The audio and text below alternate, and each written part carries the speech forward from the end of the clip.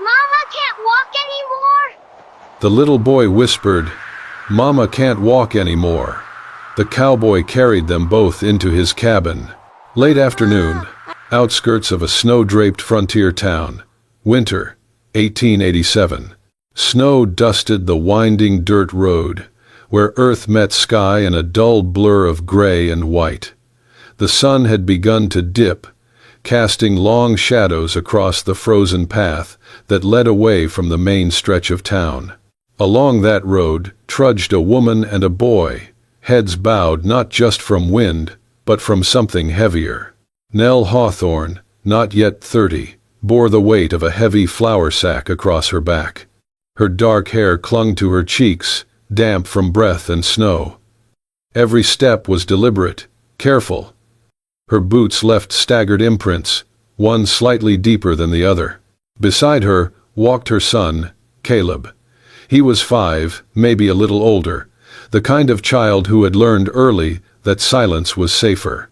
His mittens were worn, and his coat too thin. He kept close, glancing up at her every few steps, eyes wide beneath the brim of his knit cap. He reached up once to touch the flour strap slipping from her shoulder. She shook her head gently, as if to say, "Let Mama carry this, I'm fine." But she was not. Nell's left foot had begun to betray her. It slipped slightly each time it hit the snow-packed road. She bit her lip, said nothing. Her breath was shallow and too quick. Her hands gripped the sack tighter, not to lift it better, but to hide the tremble. Caleb watched everything. He said nothing, but his steps edged closer. Then, finally, he stopped. "Mama, does your leg hurt?" Nell forced a smile, faint and brittle. "No, love. Just tired is all." He frowned.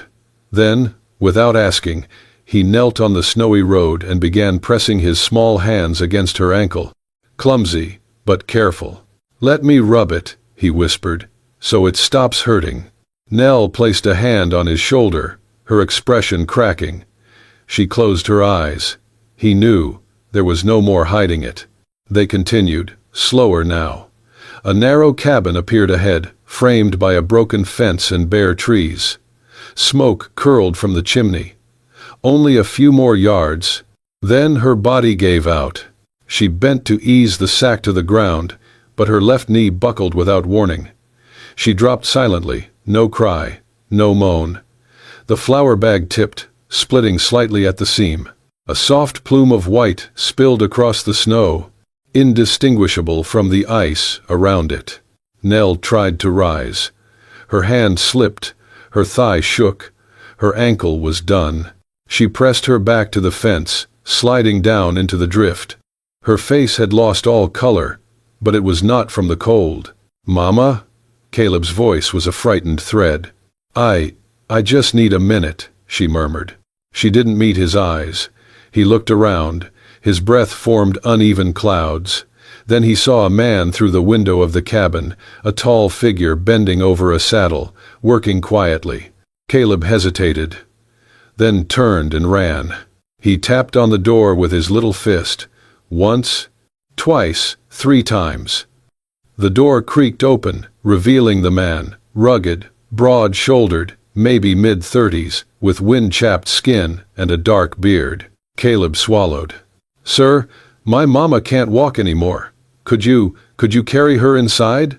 The man did not speak right away.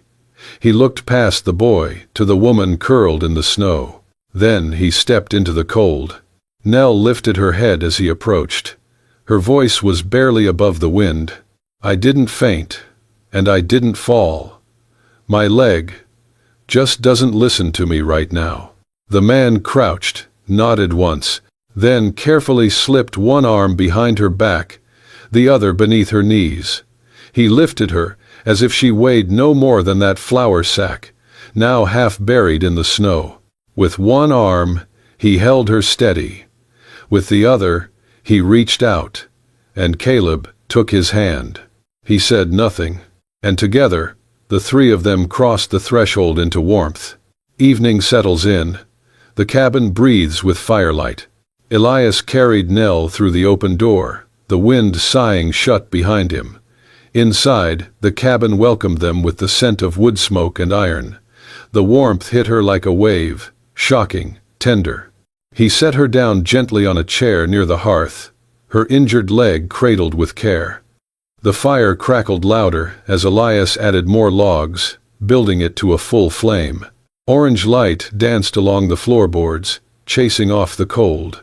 Caleb stood beside his mother, hand gripping her skirt as if afraid she might vanish again. Elias said nothing. He glanced once at the boy, then moved across the room. From a chest, he took out a thick wool blanket, folded it in half, and handed it to Nell without a word. Then, a battered tin mug of warm water, and another for Caleb. Nell's lips parted, perhaps to thank him, but the quiet in the room asked her to hold it. She accepted the blanket, wrapping it over Caleb's shoulders, then herself. The cabin was small and simple, pine walls, low ceiling, rough planked floor, but it was clean.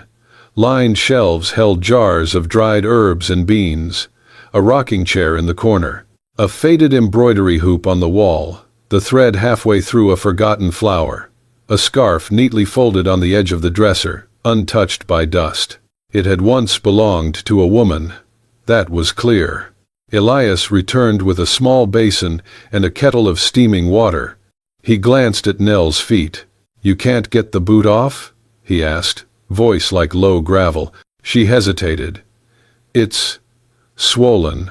He nodded once. No judgment, no more questions. He knelt before her, resting the basin near her feet. Caleb moved as if to help, but Elias placed a steady hand on the boy's shoulder. "You stay warm. I got this." Caleb obeyed, sliding to the sheepskin rug by the fire, tucking the blanket tighter around himself.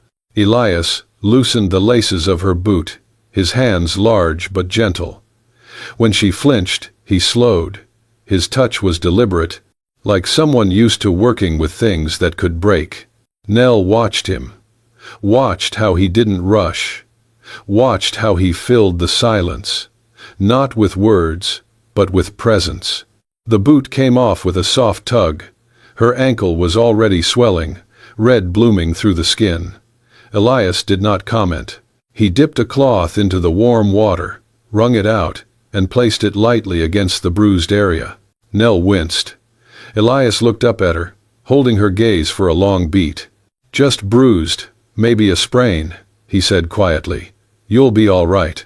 "Thank you," she said. He didn't reply.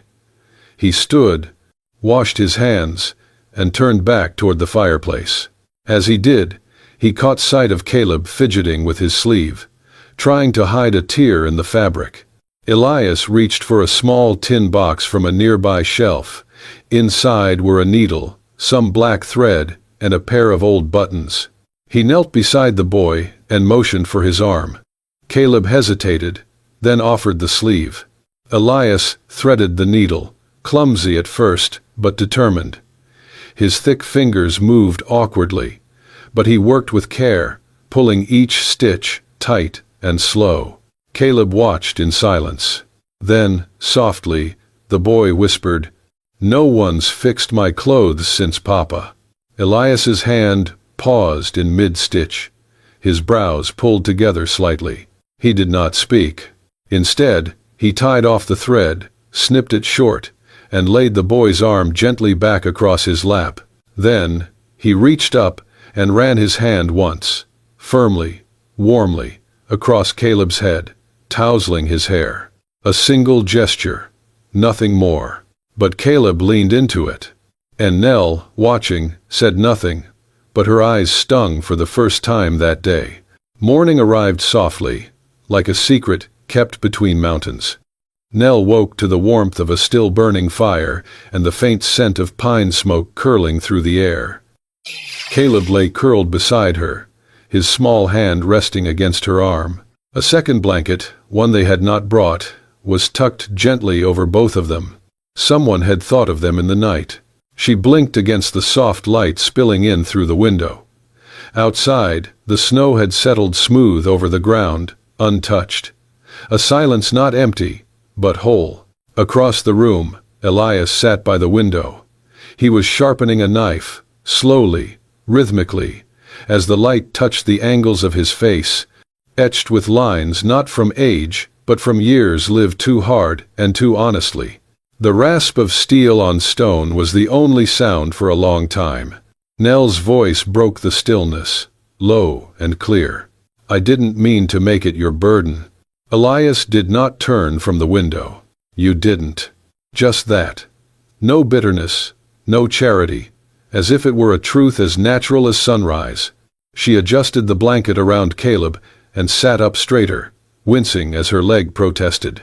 "I didn't always make poor choices," she said after a pause. "But poor choices, they have a way of piling up when there's no one left to stop you." Still, Elias said nothing. She began to speak, not in a rush, but in slow, deliberate pieces, like laying down stones after carrying them too long. "My husband died in a mine shaft collapse. Nobody came for him for 2 days. By the time they dug through, he was gone. He wasn't the only one, but he was mine." Elias's hand stilled on the whetstone. "The owner blamed faulty maps. The sheriff blamed God." She took a shaky breath. "They took our house 3 weeks later, said we were squatting. I showed the deed. They said it was lost in the records." Nell's voice did not rise. It didn't need to.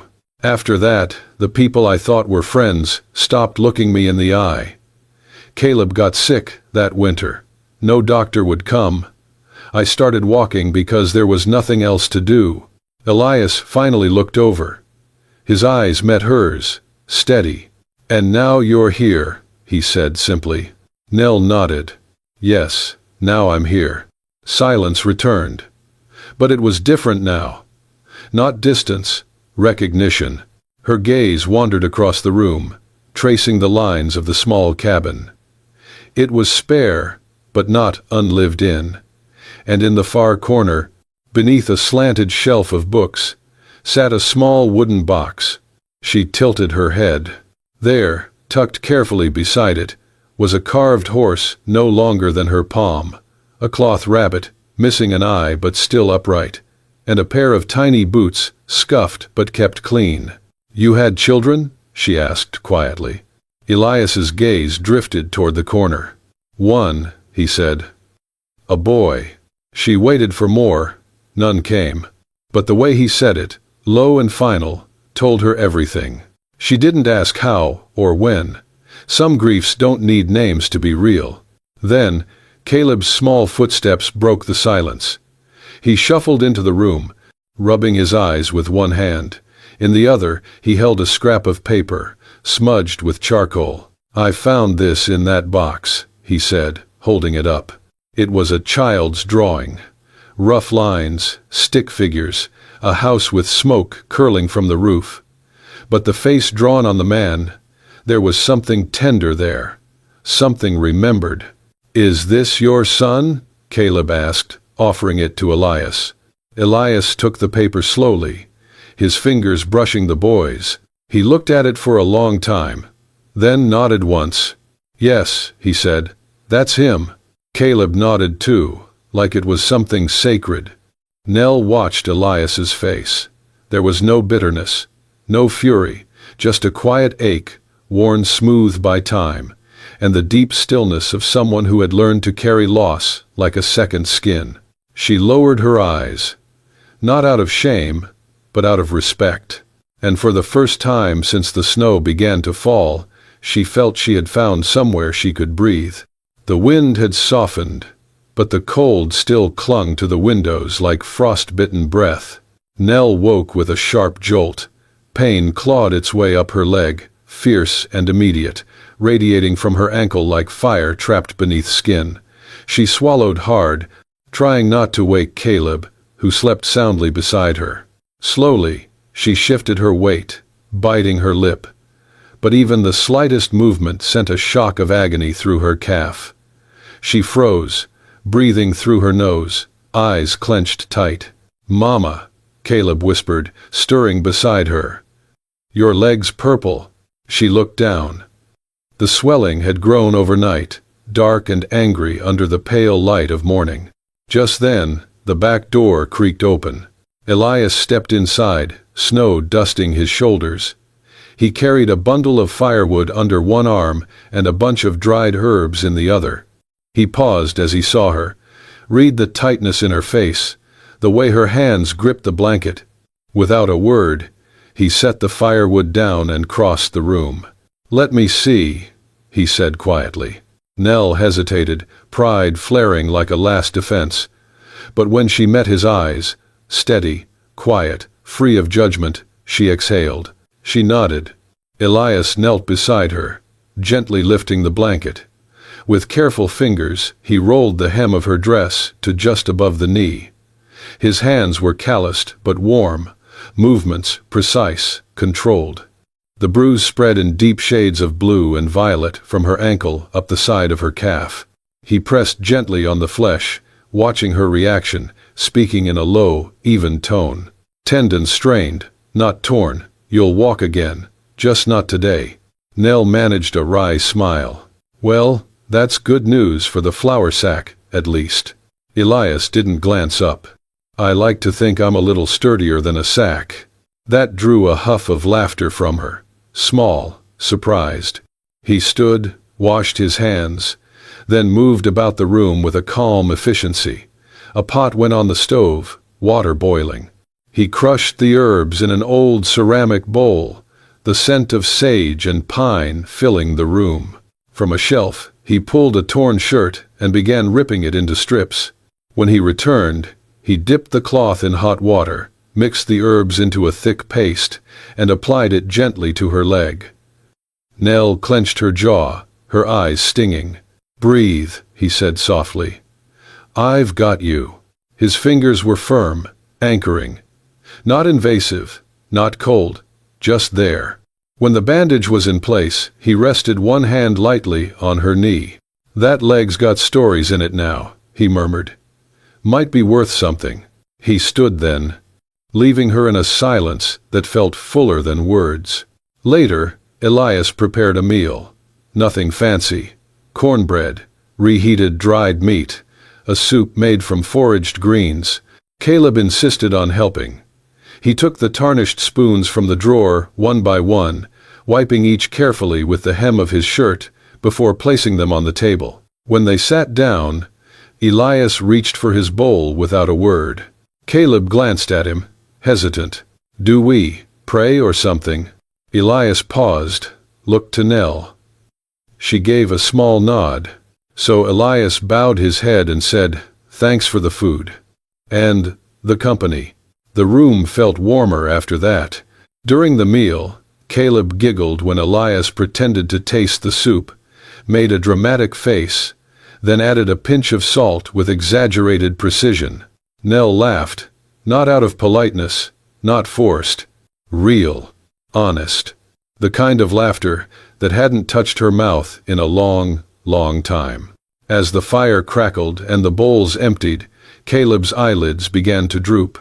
He slumped forward in his seat, cheek resting on the table. Elias rose, walked over, and lifted the boy in his arms, careful, gentle.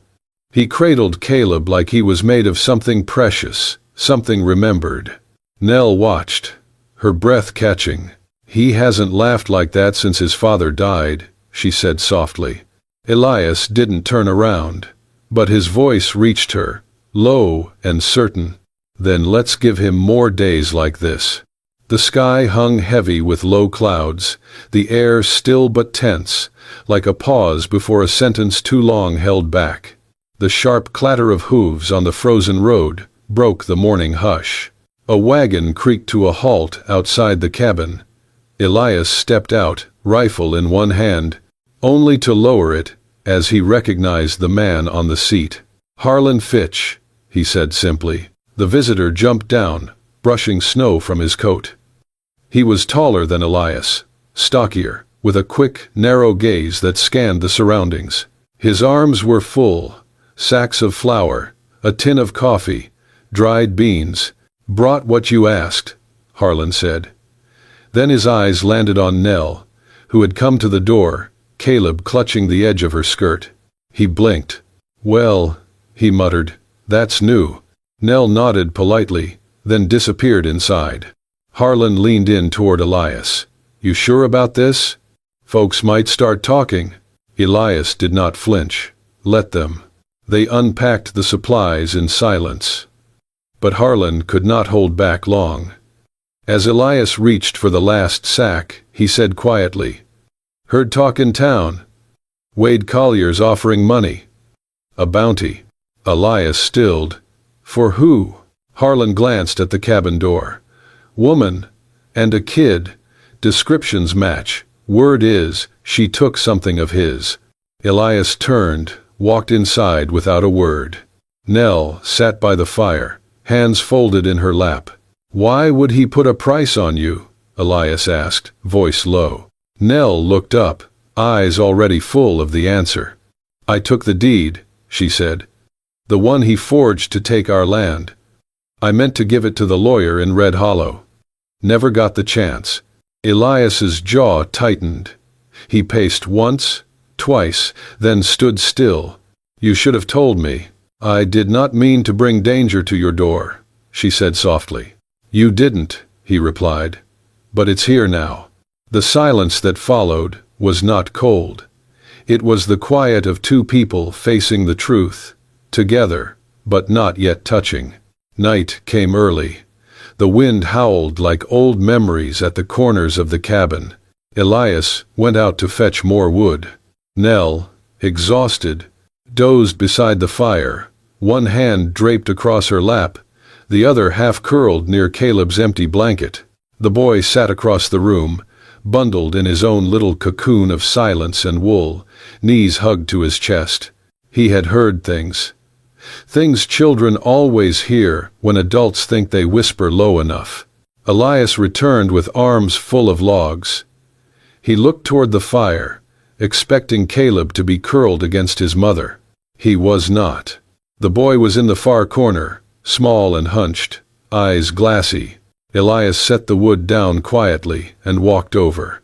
He knelt beside him. "What are you doing over here, Bud?" Caleb did not lift his head. His voice came out small and thick. "I heard you. You don't want us here, do you?" The breath caught in Elias's throat. He reached out slowly, resting a warm, calloused hand on the boy's narrow shoulder. "No, son," he said. "I was just scared I couldn't protect you. But I will, I promise." Caleb looked up, eyes rimmed with red. "You promise for real?" Elias pulled the blanket tighter around the boy and gently drew him into a hug. "As real as it gets."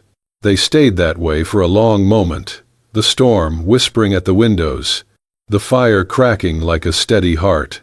From her chair, Nell opened her eyes, saw the two of them, and closed them again, not from weariness, but relief. Outside, the snow continued to fall, but inside, something warmer held its ground. The snow did not fall that morning, but the sky was leaden with threat. Silence held the land tighter than frost. From the edge of a tree line near an abandoned homestead, a rider emerged, slow, deliberate. He wore a camel-hide coat, thick and weather-beaten, his hat brim pulled low. His horse stepped lightly, knowing this trail. The man paused outside the rotted fence of the empty cabin, scanning the horizon, then dismounted without a word. From higher ground, across the ridge, Harlan watched. He narrowed his eyes, then turned his horse and galloped downhill, boots thudding against stirrups. At Elias's cabin, Nell was sitting by the fire with Caleb when the door flung open. Harlan stepped in, breathless. "There's a man. Just rode up by the old McKinley place. Looks like he's waiting." Elias stood, calm, but something in his jaw set firm. "You recognize him?" Harlan asked. "No," Elias said, "but I know who it is." He moved to the wall, took down his rifle, and began cleaning it, slow, methodical, like a ritual long since memorized. Elias glanced at Nell. "Is it him, Wade Collier?" Nell did not look away. She nodded once. Yes. Her voice did not shake, but her hands were locked together so tight the knuckles had gone white. Elias stopped cleaning. You sure? I'd know the way he sits a horse, she said, then added quieter. I still dream about that stance. She swallowed hard. He owned the land. My husband worked under him. After the accident, Wade came around a lot more. Always with offers. When I said no, he stopped smiling. Nell looked up. The day we lost the farm, I told him I was going to the courts. I took the deed back, my name's still on it. He told me if I couldn't be bought, he'd burn it all instead. Elias's voice was low. He thinks he owns people. Nell crossed her arms. He thinks if he can't own something, he'll ruin it. A long silence. Elias finally said, I can send you east. Mining town past the ridge. If you ride through the night, you'll be there by morning. Nell's response came without pause. No. He raised an eyebrow. No more running, she said. I've done enough of that. He doesn't get to chase me out of another home. Elias nodded. Just once. Nothing more needed to be said. And, for the first time, they were not simply hiding together. They were standing together. Later, when the cabin grew quiet and the lamps flickered lower, Caleb stepped out from the back room. He must have heard. He always did. The boy looked between Elias and Nell, his blanket trailing behind him like a shadow. Without a word, he walked over and reached for Elias's hand. Elias knelt, eyes level with the boy's. Caleb asked nothing aloud, but his eyes, wide and searching, said it all. Elias pulled him gently into an embrace. You're safe here, he whispered, voice low and sure. With me, always. The snow had stopped, but the air held a silence that only comes before something breaks. Mid-morning light fell in silver lines across the clearing when the three riders appeared at the edge of the path. Wade Collier rode in the middle, tall in the saddle, his coat too fine for honest work, his face half hidden under the brim of a black hat. On either side of him, two hired men, lean and armed, scanned the woods like dogs off leash. They stopped a stone's throw from the cabin porch. Elias stood on the top step, rifle in his hands, not raised, but ready. His coat hung open, the morning breeze tugging at the edge. Calm didn't quite describe his stance. He looked carved from the same rock the mountains came from. Wade called out, voice oily and loud enough to echo through the clearing. I just want what belongs to me. From inside the cabin, a pause. Then Nell appeared at the doorway. She leaned hard on a makeshift crutch, a carved branch Elias had shaped for her the day before. But her spine was straight, her eyes locked on Wade like she was seeing the last ghost she ever meant to chase. You never owned me, Wade, she said, loud and clear.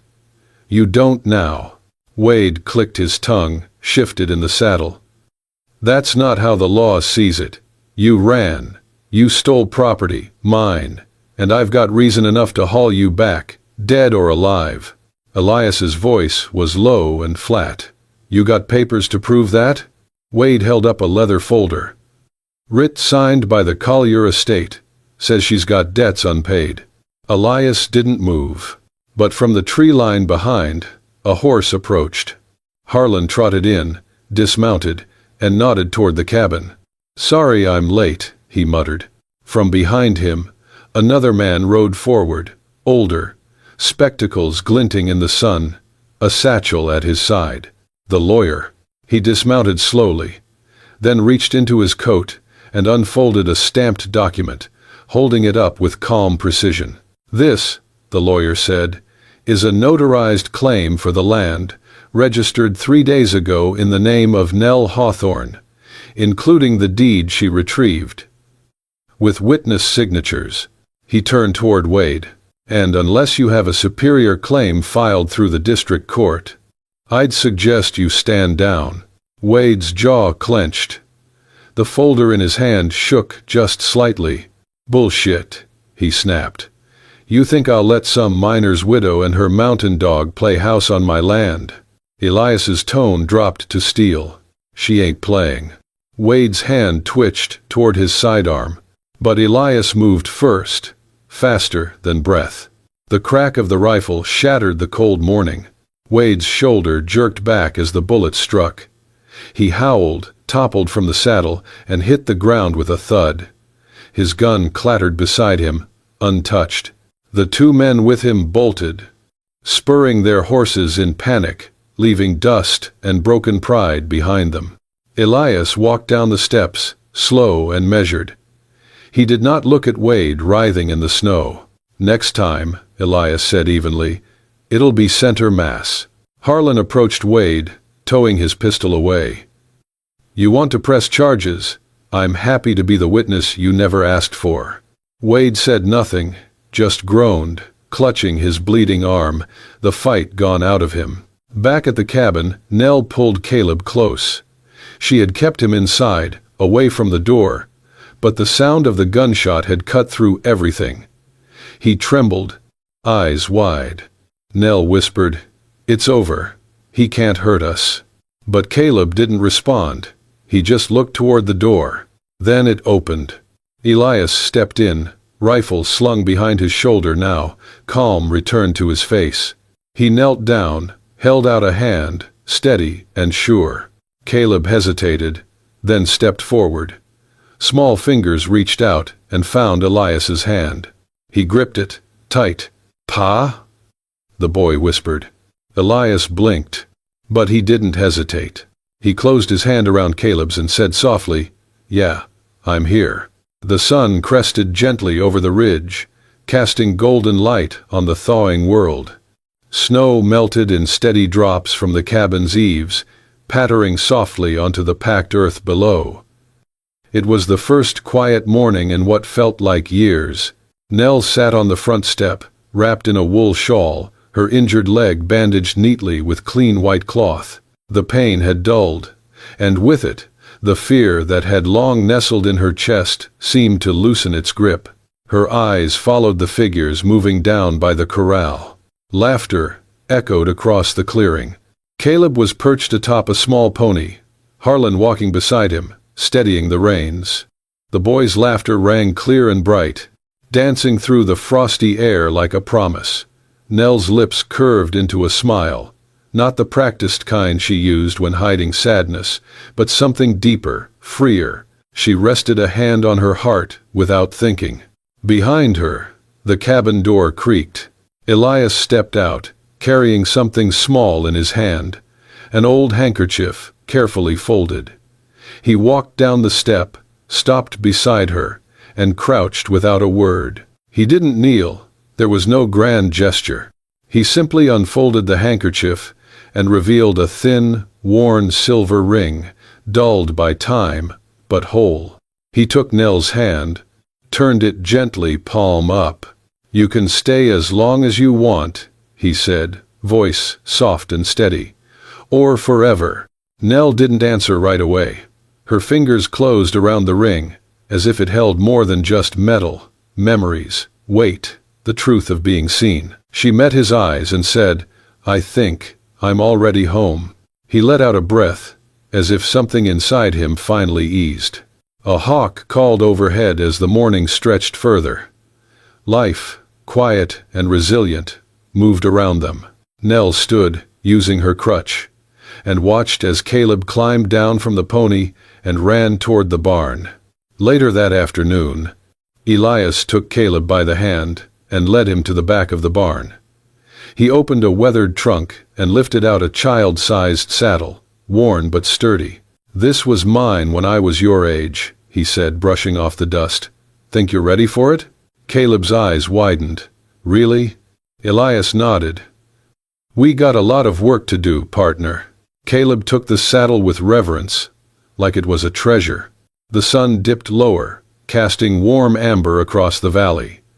Nell leaned against the doorframe, watching them, her son, and the man who had once lived with ghosts but had opened the door for them both. As twilight fell, the three of them stood together on the cabin's porch. Elias's arm rested gently behind Nell's back. Caleb held the saddle in one hand and clutched Elias's shirt with the other.